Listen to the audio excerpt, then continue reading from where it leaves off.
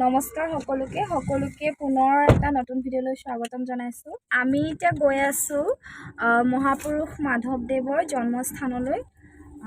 মহাপুৰুষজনৰ জন্মস্থান যিহেতু লখিমপুৰ জিলাৰ নাৰায়ণপুৰৰ লেটেকু পুখুৰীত হয়। আমি তেওঁ জন্মস্থানত যি মহাপুৰুষ মাধৱদেৱ থান আছে, আমি থানলৈ গৈ আছোঁ। আজি আমাৰ লগত আছে ভাইটি, চুমি, কাকু, চবে হাই কৈ দিয়া আকৌ। নাৰায়ণপুৰৰ পৰা আহিলে প্ৰথম আপুনি মাধৱদেৱৰ লগত জড়িত এটা অনুষ্ঠান আছে, যিহেতু এটা উচ্চ শিক্ষা অনুষ্ঠান মাধৱদেৱ মহাবিদ্যালয়। আগতে মহাবিদ্যালয় আছিলে, এতিয়া বিশ্ববিদ্যালয়লৈ উন্নতিকৰণ কৰিলে। সেয়েহে প্ৰথম অনুষ্ঠান পোৱা যায় এইটো চাইডে, মানে বিহপুৰীয়া হৈ আহিলে প্ৰথম মাধৱদেৱ মহাবিদ্যালয় পোৱা।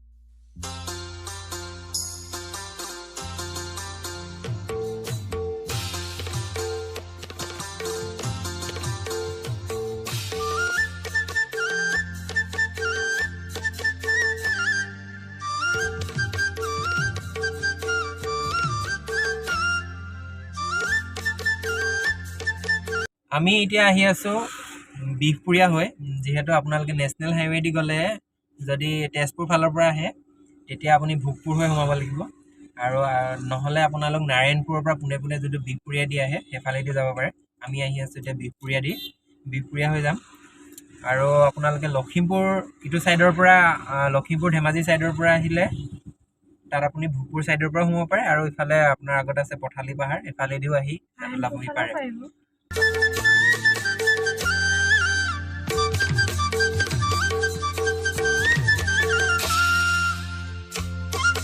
এই জেগাটুকুৰাৰ নাম হ'ল কাচিকটা।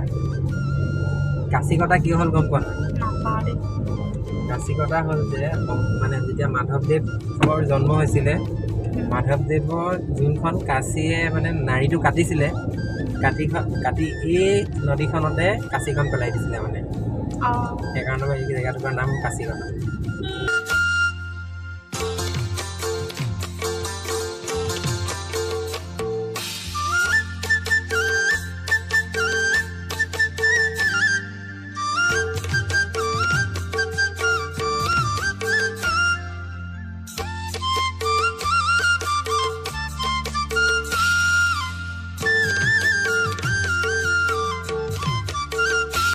গুৰুজনাৰ নামঘৰ ভাগ। চাৰিওফালে ধুনীয়া ফুল চুল আছে। যিহেতু বৰ্তমান বহুত বনাই থকা হৈছে, সেইকাৰণে অলপ হেৰি হৈ আছে বস্তুটো। ভিতৰত বৰ্তমান নাম প্ৰসংগ হ'ব, গতিকে আমি ধূপ চাকি জ্বলাই লওঁ। এতিয়া আমি একদম ধুনীয়া সময়ত পালোহি ইয়াতে, যিহেতু ইয়াত এতিয়া সেৱা ধৰা সময়ত আমি পালোহি, আৰু এতিয়া তাত নাম প্ৰসংগ চলিব। নাম প্ৰসংগ শেষ হ'লে প্ৰসাদ বিতৰণ কৰা হ'ব। গতিকে এইটো সদায় হয়, ইয়াত হৈয়ে থাকে, প্ৰতিদিনাই নাম প্ৰসংগ হয়। ঠিক তেনেকৈ প্ৰসাদ শৰাই দিয়া সদায় মানে মানুহ থাকেই ইয়াত।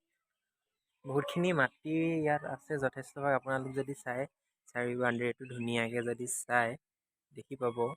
গতিকে এইখিনি যদি পুখুৰীটোৱে হওক বা যদি সুন্দৰকৈ সজাই পৰাই তোলে, তেতিয়া মই ভাবোঁ আৰু দেখিবলৈ এটা আকৰ্ষণীয় ৰূপ হৈ পৰিব। যিহেতু মহাপুৰুষজনাৰ এই জন্মস্থানৰ যি মাধৱদেৱ থান। আমি এতিয়া ইয়াত চাকি বন্তি জ্বলাই আহিলোঁ, আৰু বহুত ভাল লাগিলে। আপোনালোকেও আহিব ইয়াত কেতিয়াবা। আৰু এতিয়া আমি ইখন থানলৈ গৈ আছোঁ, আৰু এখন আছে ন?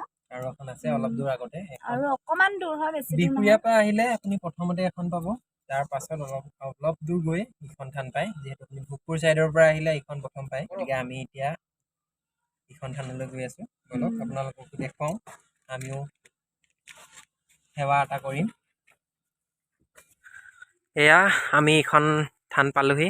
যিহেতু ইয়াত গেটখনৰ কাম চলি আছে, সেয়েহে ইয়াতো প্ৰসংগ চলিয়ে আছে। আমি পালোহি।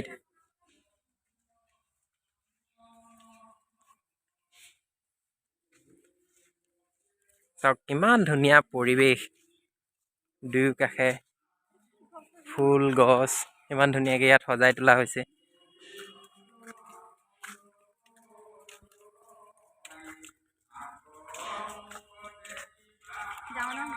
ঐতিহাসিক এয়া লেটেকু পুখুৰী।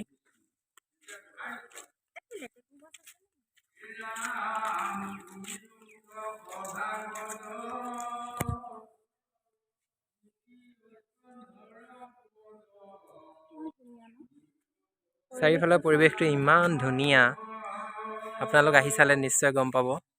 ইয়াৰ সৌন্দৰ্য কেৱল আহিলেহে আপোনালোকে গম পাব। চবফালে ফুলৰ পৰা ধৰি লৈ ইমান ধুনীয়াকৈ সজাই তোলা হৈছে।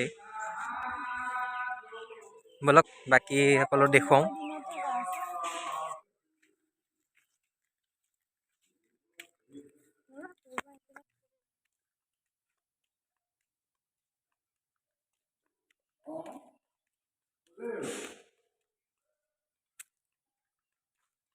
এই ভাগ নামঘৰ ভাগ।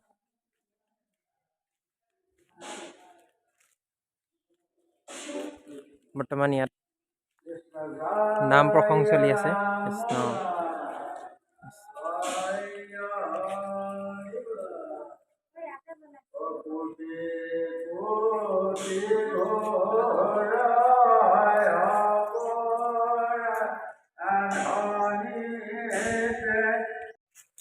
আমি ইয়াত সেৱা কৰি আহিলোঁ। এয়া খাবলৈ আমাক কল দিছে, প্ৰসাদ কল খাই লওঁ। আৰু এইফালে চাবলগীয়াখিনি আছে, আমি দেখুৱাম। এই ভাগ হ'ল মেইন নামঘৰ ভাগ। ইয়াতে চাগে এতিয়া ইয়াতো নাম প্ৰসংগ চলি আছিলে, এইমাত্ৰ শেষ হৈছে। আমি শেষ মুহূৰ্তত আহি পালোঁহি ইয়াত। এইফালে বনাই আছে এভাগ নাটগৃহ। যিহেতু নামঘৰৰ ভিতৰতে ভাওনা সমাৰোহবোৰ নামঘৰৰ ভিতৰতে হয়, সেয়েহে কাষতে এভাগ নতুনকৈ নাটগৃহ বনাইছে। এতিয়াৰ পৰা ভাওনা পাতিবলগীয়া থাকিলে এই ছাইডৰ এই নাটগৃহ ভাগতে ভাওনা হ'ব। এয়া নতুনকৈ বনাই আছে, এই হৈ যোৱা মাঘৰ পৰা বনাই আছে। এতিয়া এইফালে আছে এটা গেষ্ট হাউচ আছে এফালে। আৰু আগত আছে তোমাৰ গুৰুগৃহ আছে। আমি এতিয়া গুৰুগৃহলৈ যাম। এইফালেদি ওলাই যায় গেট আছে। এতিয়া আমি গৈছোঁ গুৰুগৃহ ভাগলৈ। এইফালেদি গ'লে আপোনালোকৰ গুৰুগৃহ ভাগ আছে। এটা সুন্দৰময় পৰিৱেশ, চাওক এটা সুন্দৰ ইমান ধুনীয়া পৰিৱেশ। আহিব এপাক সকলোৱে। গুৰুজনাৰ সেই পবিত্ৰ জন্মস্থানত এপাক সেৱা কৰাও হ'ব আপোনালোকৰ, আৰু লগতে ধুনীয়া পৰিৱেশত চোৱাও হ'ব।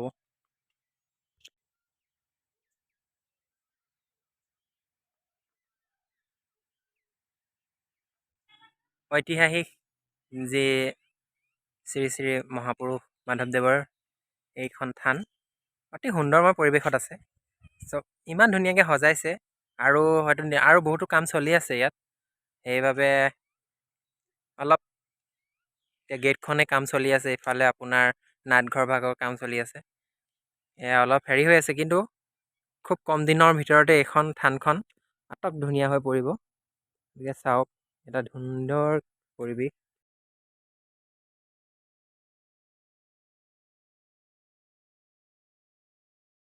এতিয়া আমি ওলাই আহিছোঁ আৰু গৈ আছে এতিয়া আগত। এইবোৰ বনি আছে, আচলতে চব কমপ্লিট হোৱা নাই বুলি কৈছে। লাহে লাহে বনি আছে। আহিব, ইয়াত বহুত ধুনীয়া হয় চাবলৈ। চাৰিওদিশ পৰিৱেশটো বহুত বেছি ধুনীয়া। সঁচাকৈ বহুত ভাল লাগিলে আজি। আমি এতিয়া আহি পালোঁ এটা ধুনীয়া বুদ্ধ মন্দিৰ। আপোনালোককো দেখাওঁ অলপ। এই মন্দিৰ ভাগ নেশ্যনেল হাইৱেৰ পৰা 1.5 কিলোমিটাৰমান আহিলে পোৱা যায়।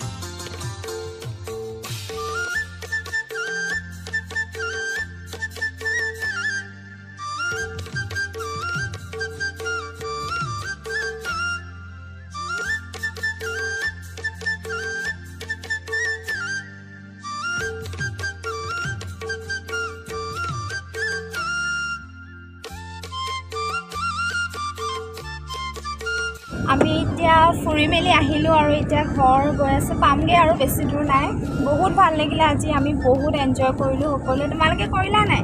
কৰিলোঁ। কেনেকুৱা লাগিলে? ভাল লাগিলে বহুত। আৰু ভাবিছোঁ ইয়াতে ভিডিঅ'টো আজি শেষ কৰোঁ। চ' যদি ভিডিঅ'টো চাই ভাল পালে তেন্তে লাইক কৰিব আৰু কমেণ্টত জনাব কেনেকুৱা পালে আৰু ভিডিঅ'টো শ্বেয়াৰ কৰিব আৰু যিসকলে ছাবস্ক্ৰাইব কৰা নাই তেওঁলোকে প্লিজ ছাবস্ক্ৰাইব কৰি দিব। ধন্যবাদ।